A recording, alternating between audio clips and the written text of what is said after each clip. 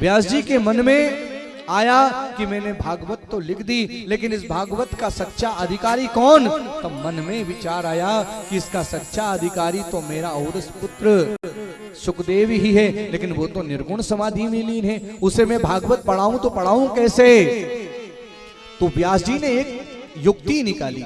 व्यास जी ने क्या किया कि व्यास जी के आश्रम में जो छोटे छोटे बटुक ब्राह्मण जो विद्यार्जन करते थे, उनको कहते हैं भागवत के आधे अधूरे श्लोकों को पढ़ा दिया और कहा कि जहां पर मेरा बेटा निर्गुण समाधि में लीन है, वहां जाकर के इन श्लोकों को बोलना और फिर मुझे आके बताना कि इन श्लोकों से मेरे पुत्र पर क्या प्रभाव पड़ा, उनकी समाधि टूटी कि नहीं टूटी।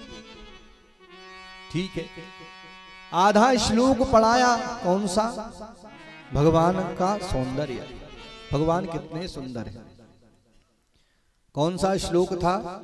वरह पीड़म नटवर वपु कर्णयो कर्णिकारम विप्रदवासम कनक कपिशम वेजयंत्यम चमालम।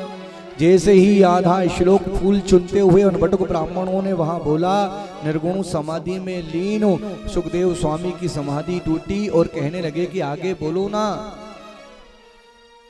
तो वो ब्राह्मण, छोटे छोटे बटुक ब्राह्मण कहने लगे कि अगर आपको, हमें तो इतना ही आता है, यदि आपको इससे आगे जानना है, पढ़ना है, तो ऐसे 18,000 श्लोक आपके पिताजी के पास में।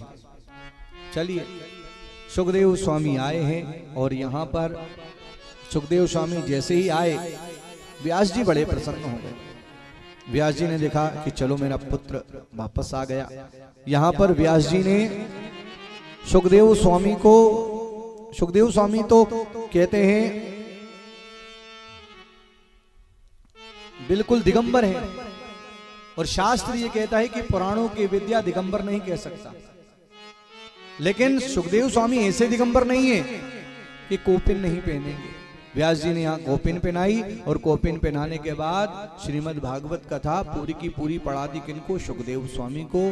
कहने सुखदेव स्वामी को जैसे ही पढ़ाई, ऐसी पढ़ी सुखदेव स्वामी ने वो भागवत, ऐसी पढ़ी कि कहते हैं कि कालांतर में राजा परीक्षित को जब तक्षक नाग के डसे जाने से ऐसी मृत्यु का श्राप लगा, राजा सब कुछ त्याग करके गंगा के घाट पर आकर के बैठा। सुखदेव स्वामी वहां पहुंचे तो ऐसी भागवत सुनाई परीक्षित को, ऐसी भागवत सुनाई कि भगवान के धाम से विमान आ गया और परीक्षित भगवान के विमान में बैठ करके भगवान के धाम को चला गया।